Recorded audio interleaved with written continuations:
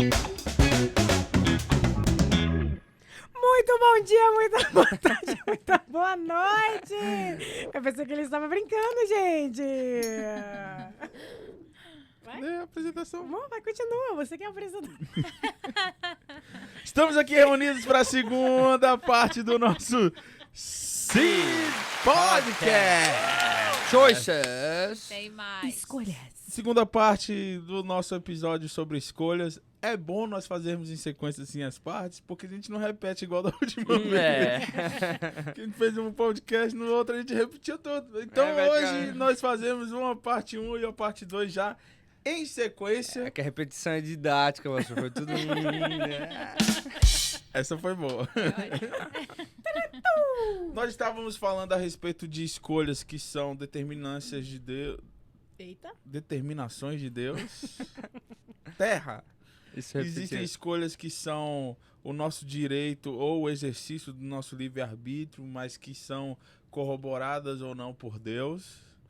E nós podemos... Oi, bem? Corroboradas. É, que são Cara, afirmadas ou Essa não. palavra. Lindamente falado. Que são ali, ó, outorgadas ou não, ou seja, aprovadas ou não por outorgado. Deus. Por favor, dicionário, porque tem gente que nem eu que não entende. Aprovadas ou não por Deus, né?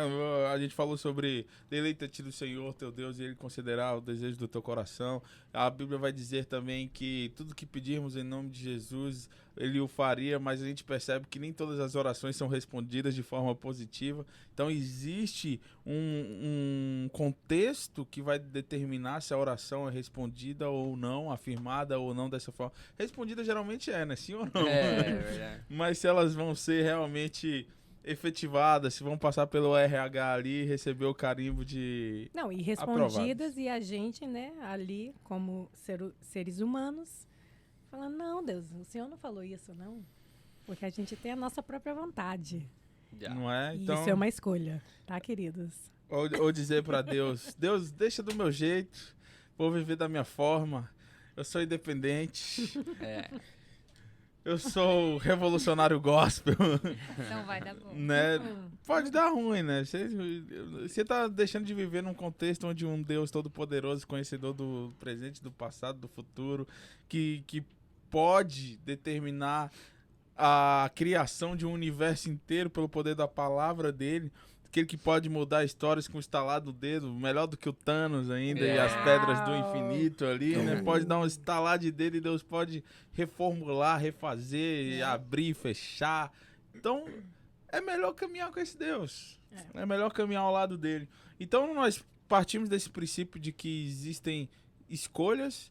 Nós falamos que a omissão é uma escolha também, né? O fato de decidir não escolher, querendo ou não, é uma escolha, Uma escolha. né? É uma decisão que você toma. E hoje nós vamos falar a respeito de Daniel e os seus amigos, né? Porque a gente vai falar tanto do capítulo 1, no momento em que eles decidem não se contaminar, e vamos falar de Daniel no capítulo 3, não de Daniel, mas o livro de Daniel no capítulo 3, porque especificamente vai falar sobre Sadraque, Mesaque e Abednego, ou como nós temos um homem aqui que gosta mais do hebraico, Misael, Ananias e Azarias. que eram os nomes originais deles. Então, pra você que... Cara, você que cresceu na Assembleia de Deus, você ficou mais fácil decorar o quê? Sadraque, Mesaque e Abednego entraram na fornalha e não tiveram medo. Sadraque, Mesaque e Abednego entraram... Eu só não vou cantar mais terminar, porque já tem gente que pode estar rodando no mistério nessa hora. Recebeu uma porção aí extra. Então... Receba. Recebe, não retém o espírito, não. É. Se for por conta de cantar de novo, eu canto de novo você. Sadraque, Mesaque e Abednego entraram na fornalha e não tiveram. Só para aqueles que pararam de receber o download do espírito ali que eu tinha parado, então receba aí o download completo, né? Nessa hora você podia conseguir colocar aquela loading. Parou de receber o download ali, ó. Tá processando. Loading. A internet discada. Daniel, no capítulo 1, se a gente for falar do contexto exato no qual eles estão inseridos ali, vai dizer que Nabucodonosor invade Jerusalém e leva cativos os israelenses, né, os judeus ali para a terra da Babilônia. E desses cativos que foram levados, eles separam jovens que tinham um futuro promissor, né, que era de linhagem nobre, que tinha um certo destaque social, que tinha uma inteligência ali, para que eles pudessem ser tratados de forma especial, para que compôsse ali a corte da Babilônia, né? Porque era do entendimento de Nabucodonosor que você tendo pessoas inteligentes, pessoas que tinham uma nobreza, pessoas que tinham uma relevância ali perto de você, você estava também elevando o nível do seu reino. Então, haviam jovens israelitas, jovens judeus que foram presos e que tinham parte do manjar que saía da mesa do rei. Né? A comida e o vinho que eram oferecidos aos reis também eram oferecidos a esses jovens que estavam num contexto de exilados. Eles estavam aprisionados, eles estavam ali numa posição que aparentemente era uma posição de humilhação, porque a terra deles havia sido destruída. Eles estavam numa posição de não ter uma perspectiva de futuro, porque eles estavam numa terra que não era deles, e eles não tinham liberdade para poder fazer o que eles bem entendessem. Mas eles estavam numa posição também de privilégio, porque mesmo num contexto difícil, eles tinham um privilégio de comer da comida que saísse da mesa do rei. Né? Se a gente for olhar a lei de Israel, vai dizer que determinados alimentos eram proibidos para o povo judeu, né? A carne de porco, o peixe sem escama, que fazia parte da lei, e desses alimentos também alimentos consagrados a ídolos, alimentos consagrados a outras divindades. A Bíblia não nos dá o contexto de como esse alimento que saía da mesa do rei chegava para eles na prisão. Certo. Se era um alimento que saía de um ritual, se era um alimento que saía de qualquer outro contexto que infringia a lei de Israel, né? Mas a Bíblia vai nos dizer que no conceito de Daniel, Sadraque, Mesaque e Abednego, aquele alimento seria contaminação. Porque a Bíblia vai dizer que Daniel e os seus amigos decidiram não se contaminar. Só que nós vemos no livro de Neemias que Neemias era copeiro do rei. E a função do copeiro era comer a comida e tomar da bebida do rei antes que ele comesse. Para que realmente, além de estar fazendo serviço, né, além de estar servindo, ele se alimentava do mesmo alimento no momento anterior.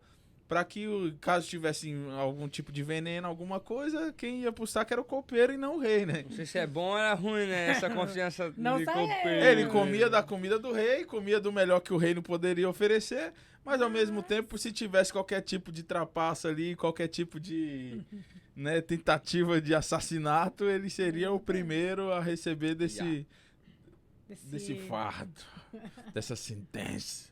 Só que a Bíblia não atribui a profissão de Neemias como pecado, né?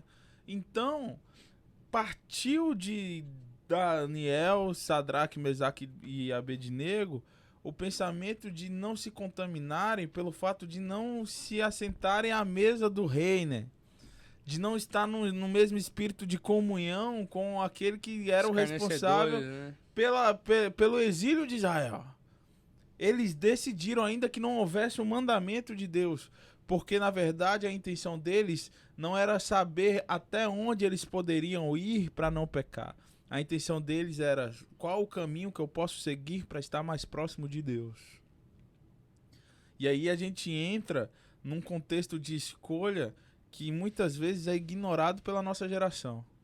Porque a nossa geração, quando você vai fazer um straight talk, um papo reto com os jovens, ele quer saber, eu posso ficar ou não posso ficar? Eu posso fazer tatuagem ou eu não posso fazer tatuagem?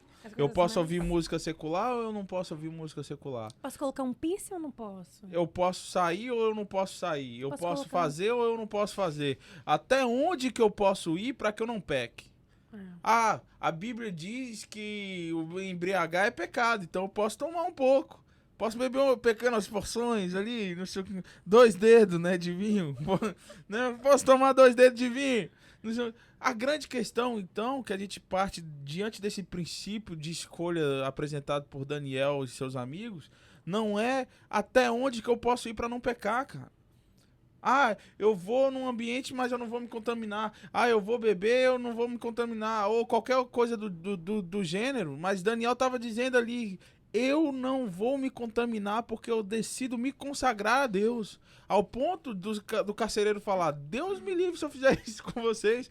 Porque quer que o rei vai me dizer se de repente vocês chegarem mais magros diante da apresentação que eles tinham que ser apresentados pro rei.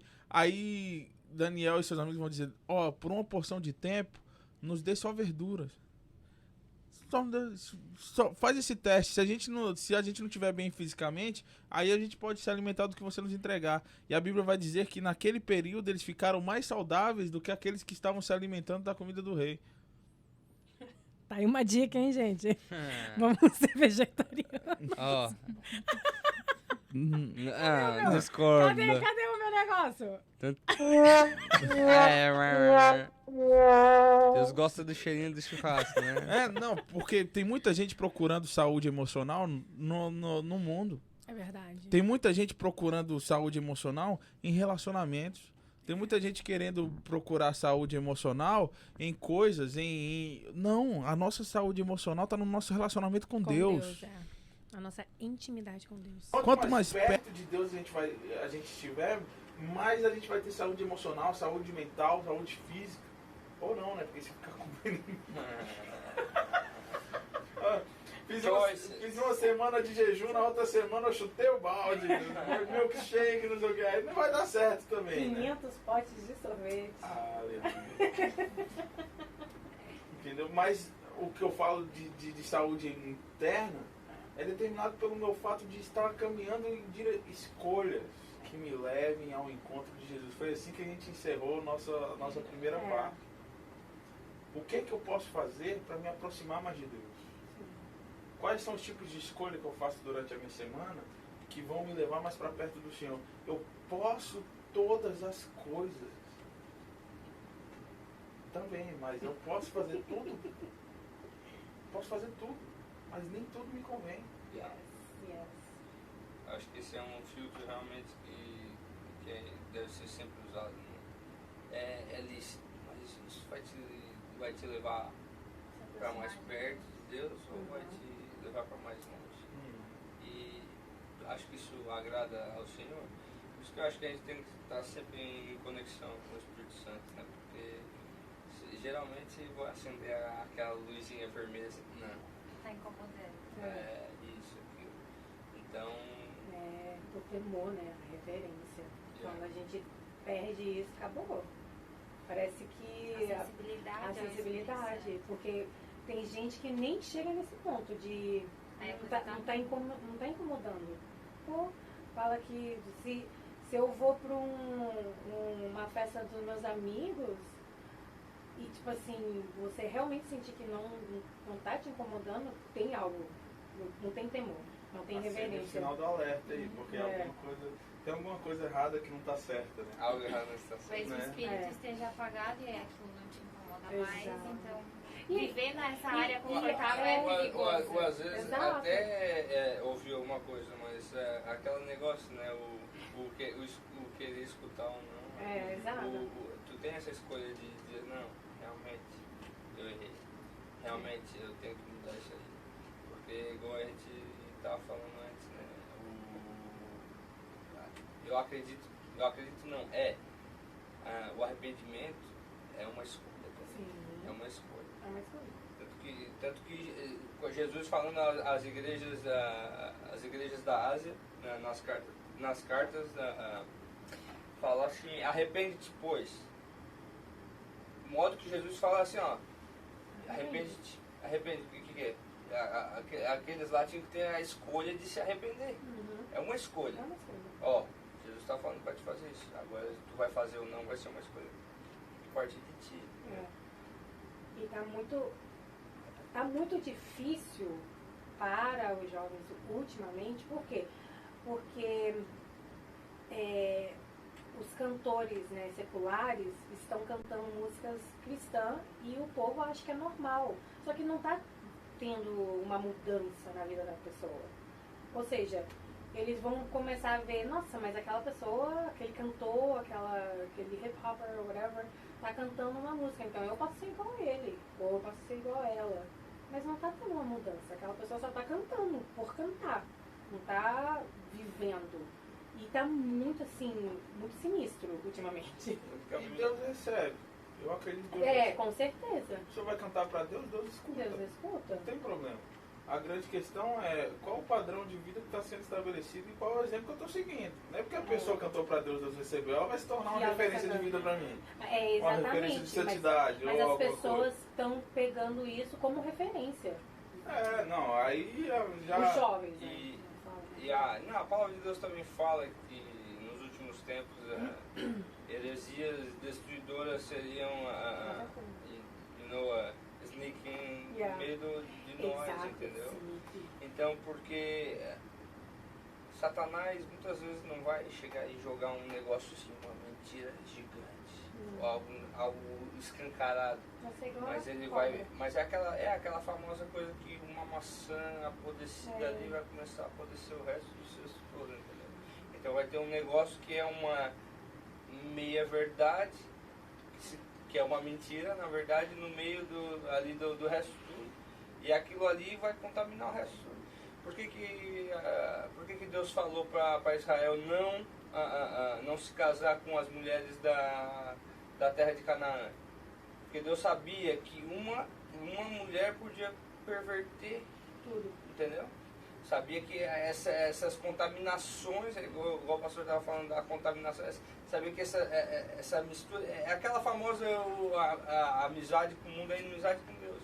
Essa mistura, não tem como haver a comunhão entre as trevas e a luz. Então Deus sabia já, a gente tem esse exemplo em Salomão, né? E Deus sabia que através disso ia contaminar o povo dele. Então por isso que isso é coisas às vezes que parece pequeno. Não, Deus, eu vou namorar aquela menina ali, ela é do mundo, não, mas... Namoro evangelista. Mas daqui a pouco ela tá do meu lado, quando tu vai ver... É evangelista pro outro lado. Gente, conselho, namoro não é evangelismo. Foge dessa. Se a gente for perceber, o próprio livro de Daniel vai dizer mais lá pra frente, que apesar da Bíblia não imputar nenhum pecado direto para Daniel, dizendo algo, Davi, a gente tem uma lista de pecados, Moisés, Abraão, mas a Bíblia não fala nenhum pecado específico de Daniel.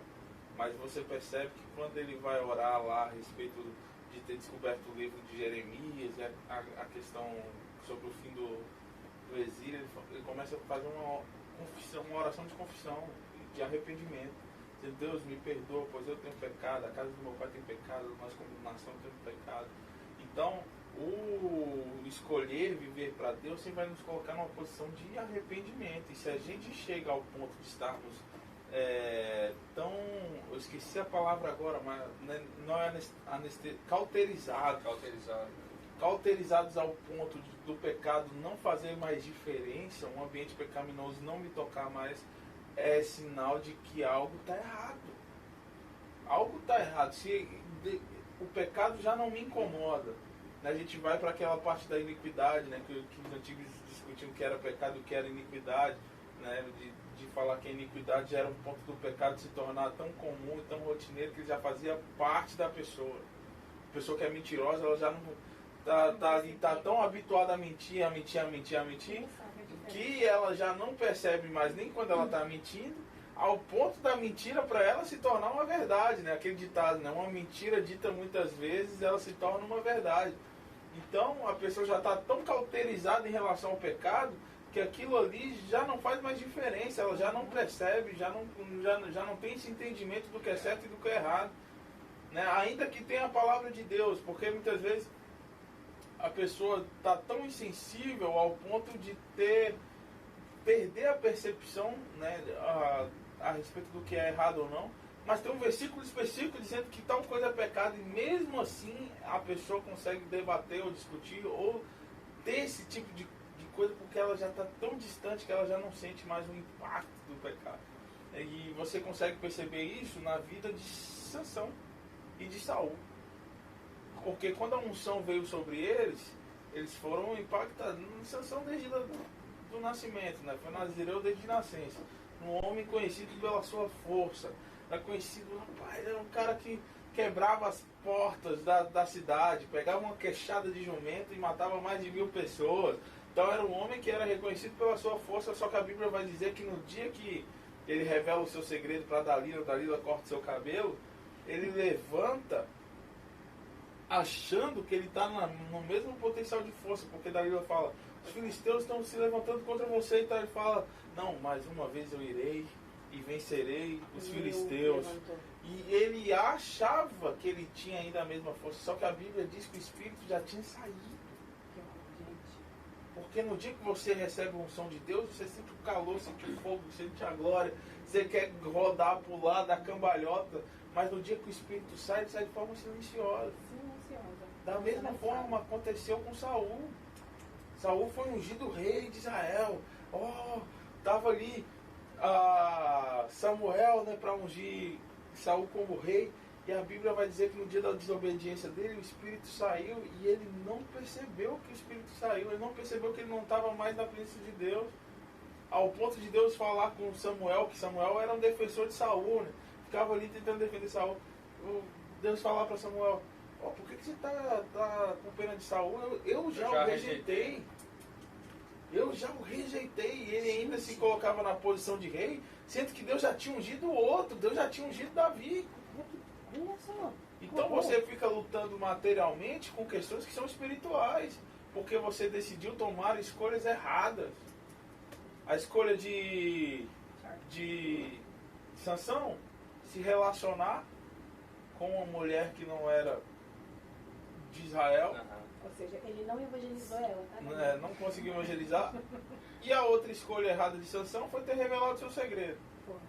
Já estava errado de estar num relacionamento errado. Foi lá e contou a sua caixa de segredos. Parecia que meio que ele estava... Ele foi levantado para... É aquilo que tu falou no primeiro episódio, né? Ele se afastou do propósito por causa de uma proposta. Ele foi levantado para destruir o jugo que os filisteus tinham sobre Israel. E no fim já estava ali. Cara, ele merece palma, sei lá. Até ficando com a... Pega essa semente. Tá? E Saul desobedeceu a Deus por conta da aparência, porque ele ficou preocupado que as pessoas estavam ficando inquietas porque Samuel não estava chegando e tinha que ter o sacrifício ali, tinha que fazer não sei o que primeiro.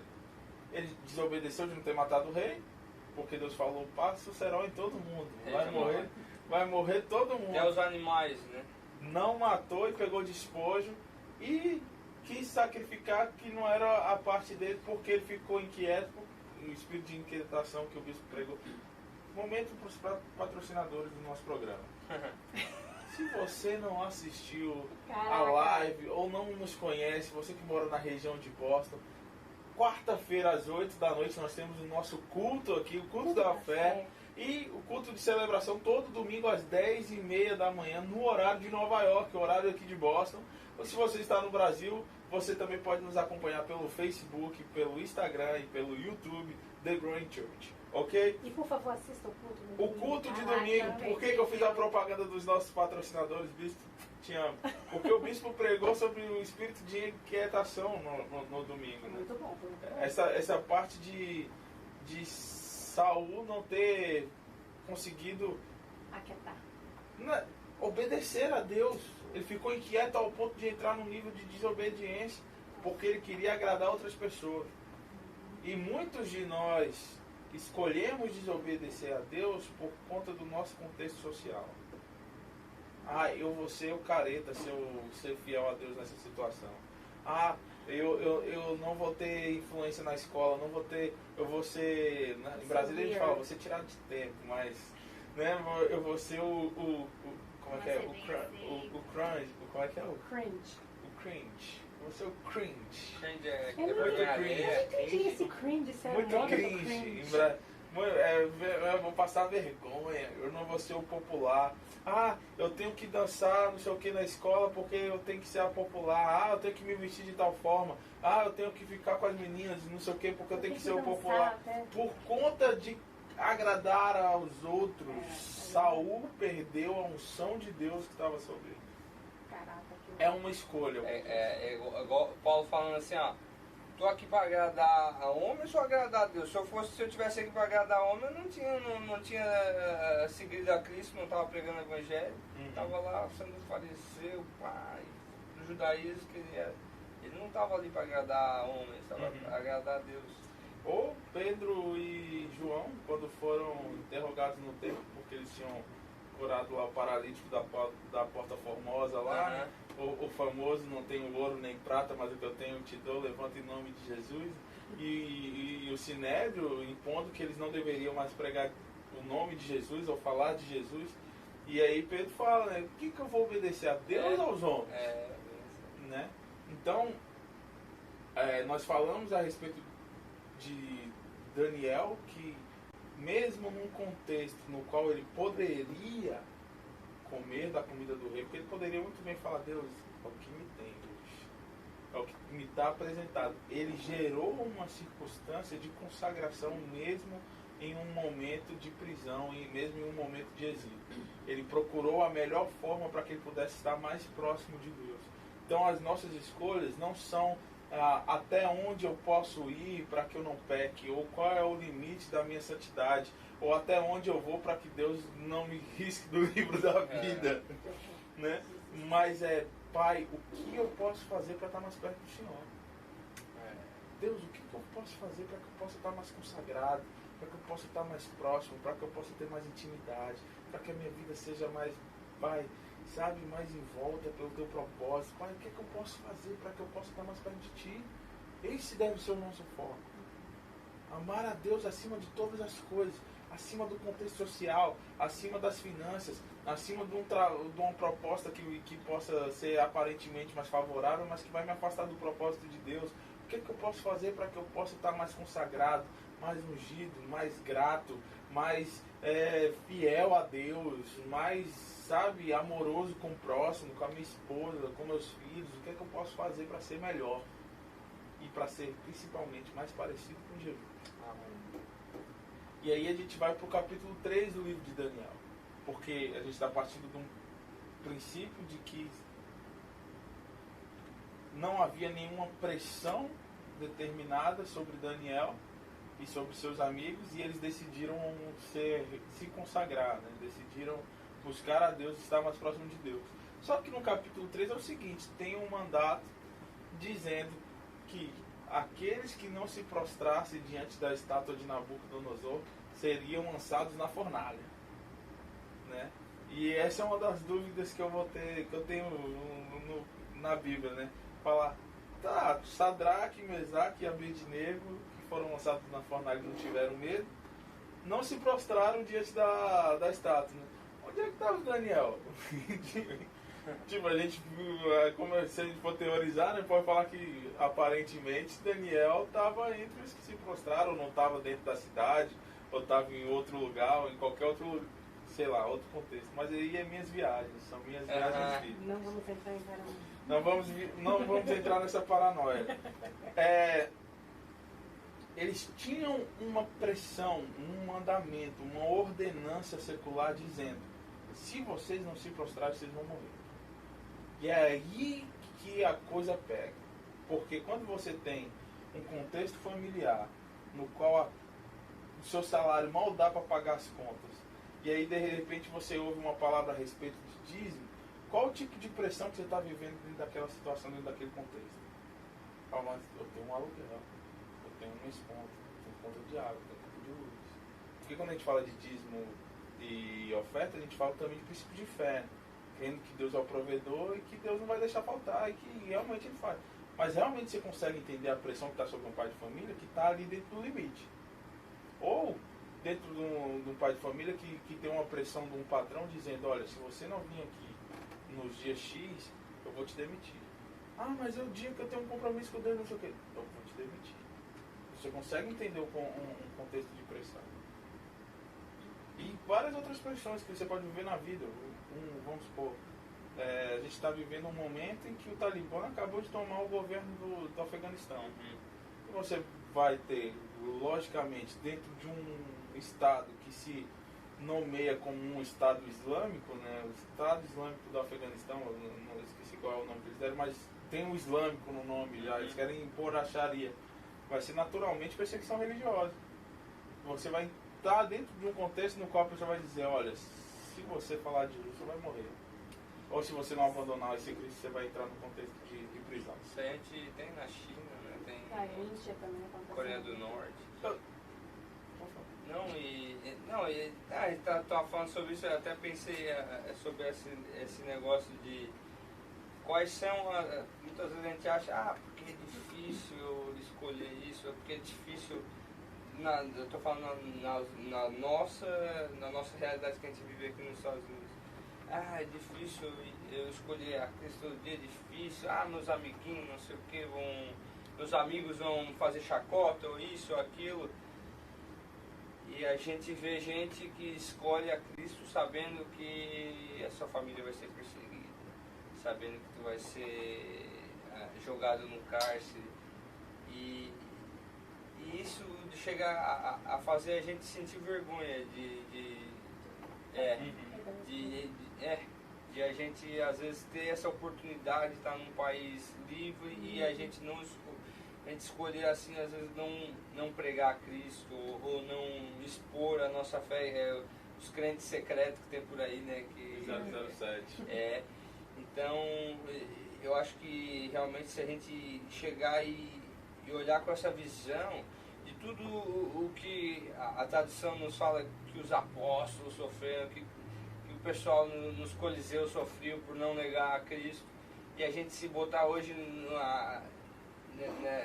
nosso contexto aqui, a gente ia negar a Cristo por causa que vão perder uma amizade ou algo do tipo assim, a gente tem que sentir o lixo do lixo, essa é a verdade, porque a gente não é nem digno de ser chamado. E se a gente for olhar os heróis da fé também desde o passado, a coisa só piora.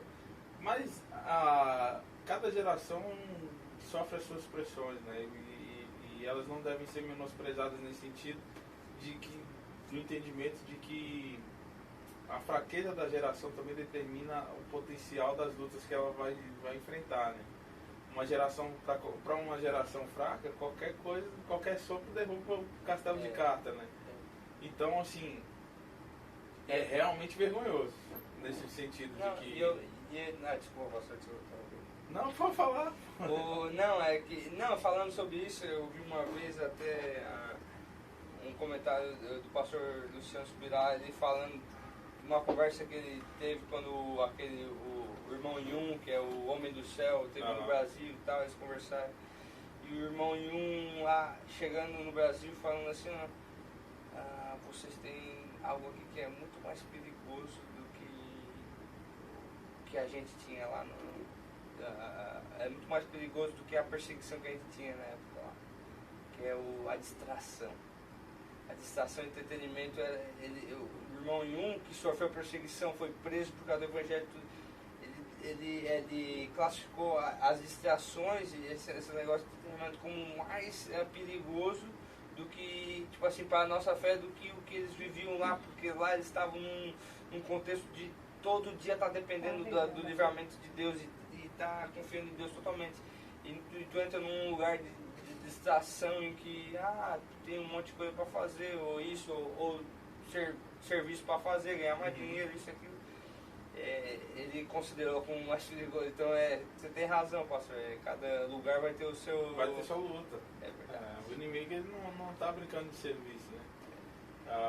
É muito mais fácil você entreter a igreja, e eu acho que estrategicamente é muito mais favorável para o inimigo do que colocar realmente um contexto de perseguição. Porque foi quando a igreja mais cresceu, né?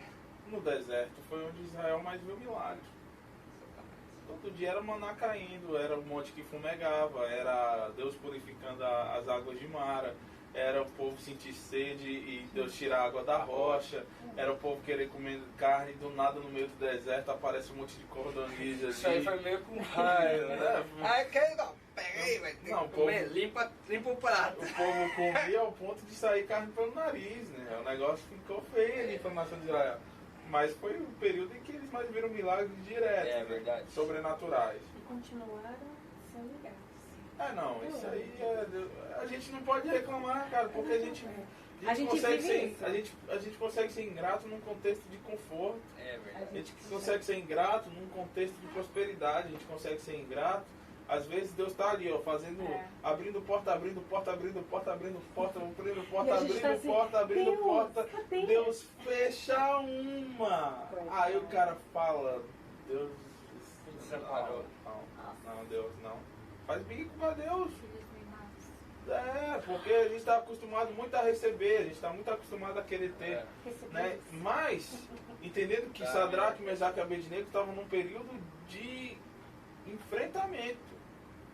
Era ou é assim, ou você morre. Ou é assim ou assado. Ou você se dobra na estátua. E agora, a opção que eles tinham não era tanto...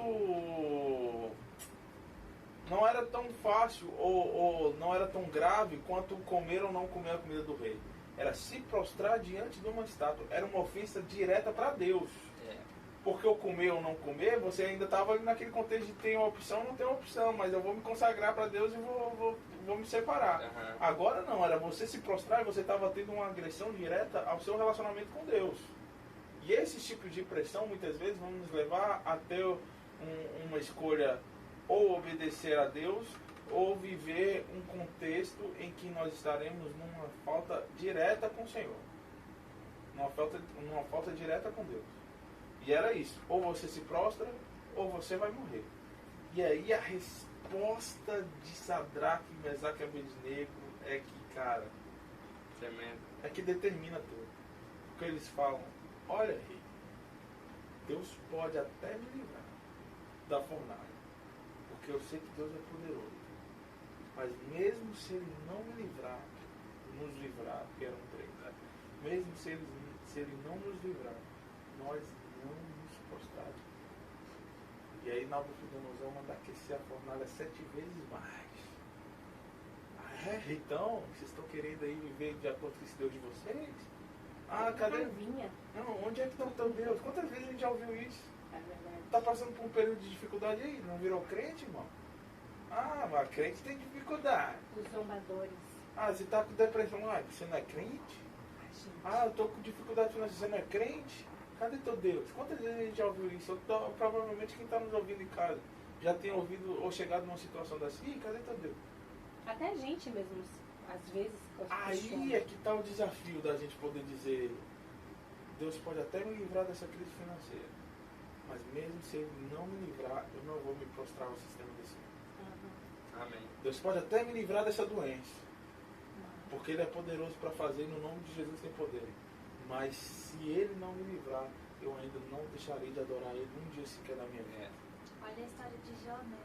Tinha tudo para se voltar contra, perdeu tudo, podia ter escutado a mulher dele, mas ele continuou a escolher ter fé e ter Deus, e aí isso vai refletir eternamente na vida dele, sabe? Na vida eterna.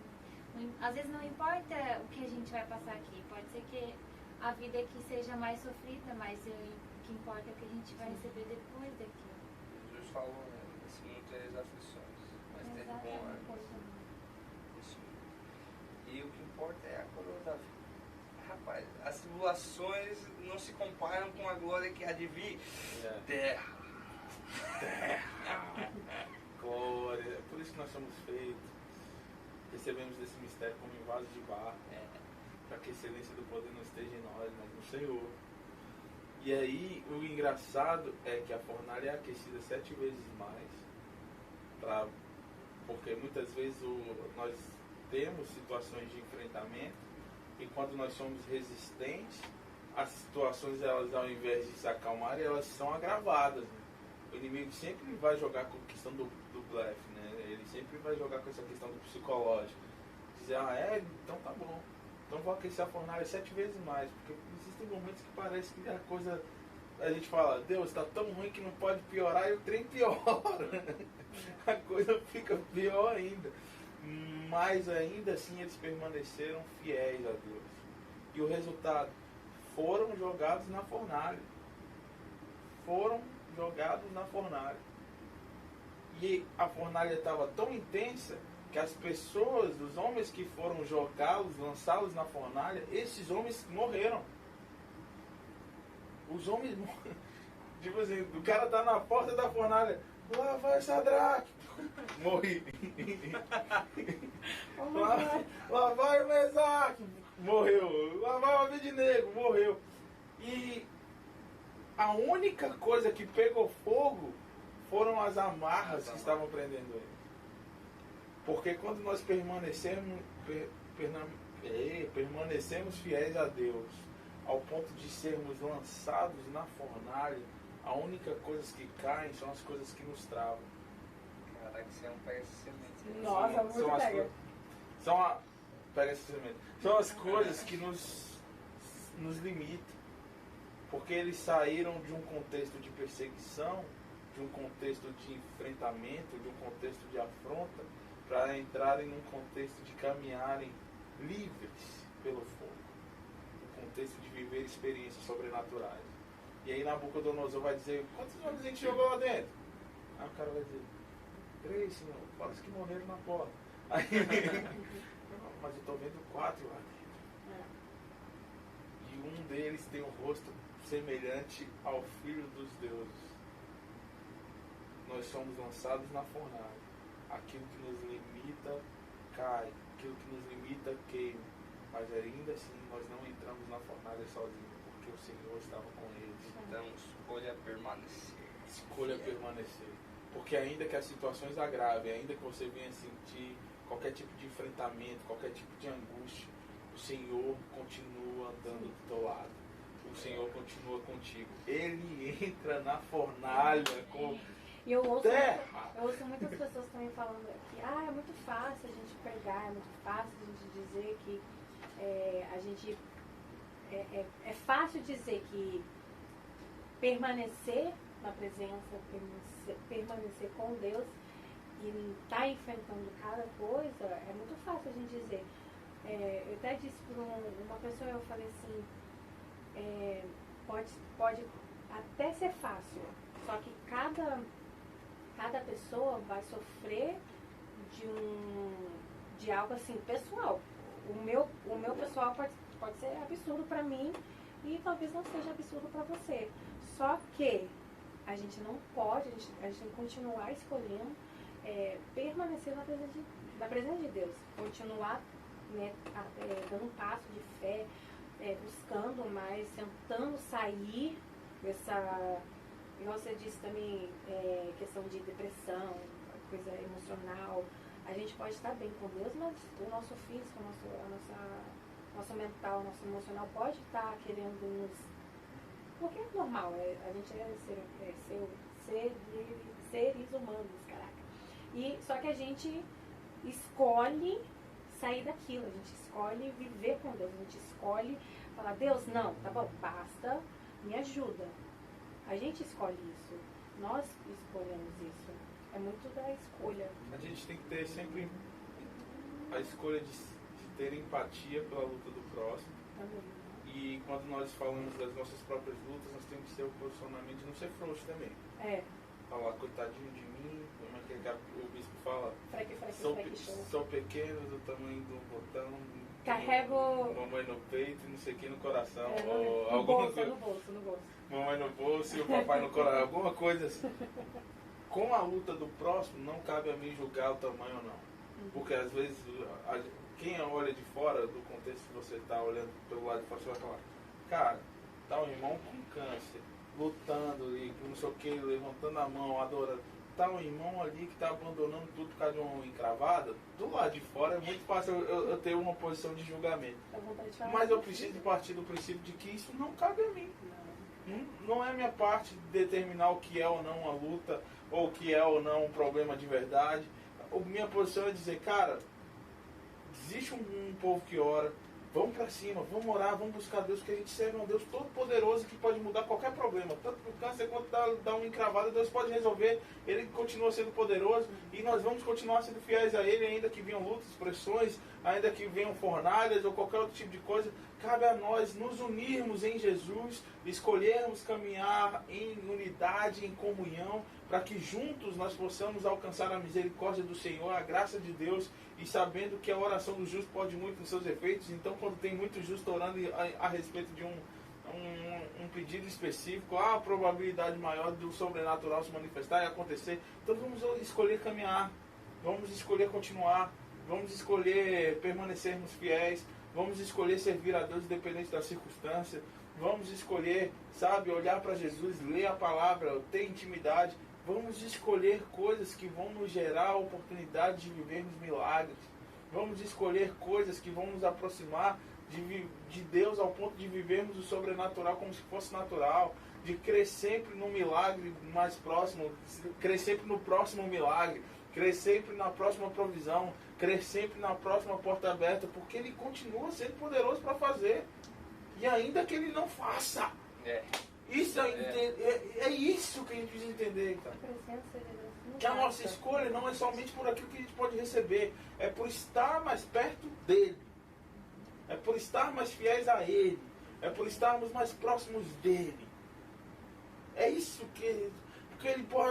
Aí é o hino. Se Deus fizer, ele é Deus. Se não fizer, ele é Deus. É verdade. A posição de Deus não é alterada por questões circunstanciais. Ele faz, ele é Deus, ele não faz, ele é Deus, ele cura, ele é Deus, ele não cura, ele é Deus, ele livra da fornalha, ele é Deus. Mas existem muitos mártires da igreja primitiva que morreram em fornalha. E morreram louvando. Isso que deixava os imperadores malucos, isso que deixava a cidade de Roma doida. Montava o Coliseu. Qual a apresentação de hoje? Crente queimando, churrasquinho de crente, solta o leão no povo lá, não sei o que. O povo morria cantando, morria louvando, morria adorando. E a Bíblia vai dizer no livro de Hebreus capítulo 11, homens e mulheres nos quais a terra não eram dignos deles. A terra não merecia que eles vivessem. De tão próximos de Deus que eles estavam. Eles tinham que morrer mesmo, porque a terra não merecia. Terra corrompida, terra suja, não merecia que esse povo vivesse.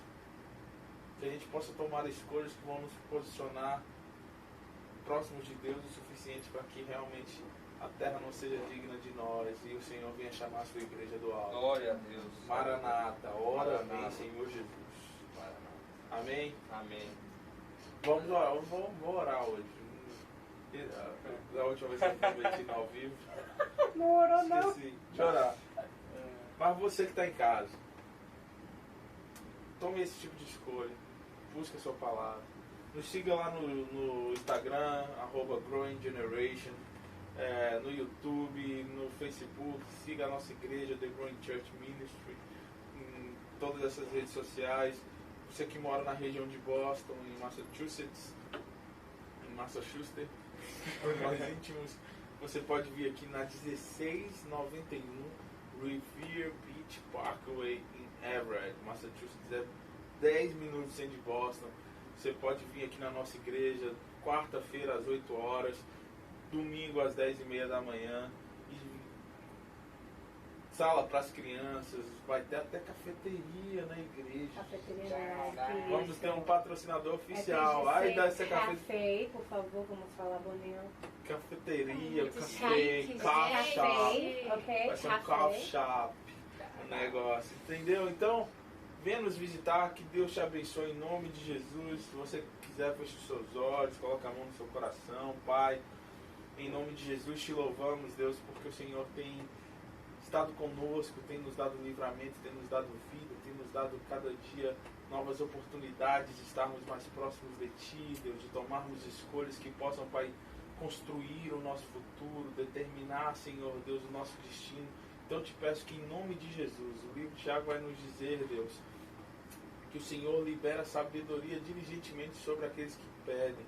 Então eu te peço, dá-nos sabedoria, Jesus, sabedoria para tomarmos decisões, sabedoria, Senhor Deus, para termos escolhas assertivas, Jesus, escolhas, Senhor Deus, que vão sempre nos levar na direção de um Cristo, ainda que o Senhor esteja andando sobre as águas. As escolhas que me levam na tua direção sempre me permitem viver o sobrenatural. Então, em nome de Jesus, Deus, dá-nos essa sabedoria, dá-nos esse discernimento para entendermos, Senhor Deus, os tempos, entendermos, Senhor Deus, que ainda que nós estejamos num contexto onde, Pai amado, o pecar, ou mais fácil, Senhor Deus, ou o disponível, não nos afasta do Senhor, que o Senhor possa nos colocar, Pai, com decisões assim como Sadraque, Mesaque e Abednego, Deus, que decidiram não se contaminar com o manjar do rei, para que eles pudessem se consagrar a Ti, Jesus. Ou em dias de pressões, Deus, em dias de afronta, em dias de confronto, Senhor Deus, que em nome de Jesus o Senhor possa nos dar ousadia, Senhor Deus, e coragem para enfrentarmos as adversidades, dizendo: ainda que o Senhor não nos livre, nós não nos prostraremos. Não nos prostraremos às estátuas de adoração, não nos prostraremos ao sistema desse mundo, não nos prostraremos às imposições, Senhor Deus, maldosas, Deus. Em nome de Jesus, dá-nos essa coragem, Deus. Pai, assim como foi dito no episódio número 1, Jesus, Pai, ajuda-nos na nossa incredulidade, aumenta a nossa fé, Deus, aumenta a nossa visão. Dá-nos, Pai, em nome de Jesus, graça, favor e misericórdia. É o que eu te peço, Pai, sobre a nossa vida, sobre a The Growing Church, Deus, sobre a cidade de Boston, o estado de Massachusetts, sobre cada um que está nos assistindo em casa, nesse exato momento, ou no carro, ou em qualquer outro lugar, no celular. Em nome de Jesus, que a tua bênção flua, que a sua bênção transborde, Deus, em nome de Jesus. E o louvorzinho, será que rola um louvorzinho para finalizar? Nós vamos encerrar o episódio aqui. Se de repente aparecer um vídeo extra, é porque a irmã Rebeca decidiu cantar. Fica ligado nas nossas programações. Nós somos Growing Generation.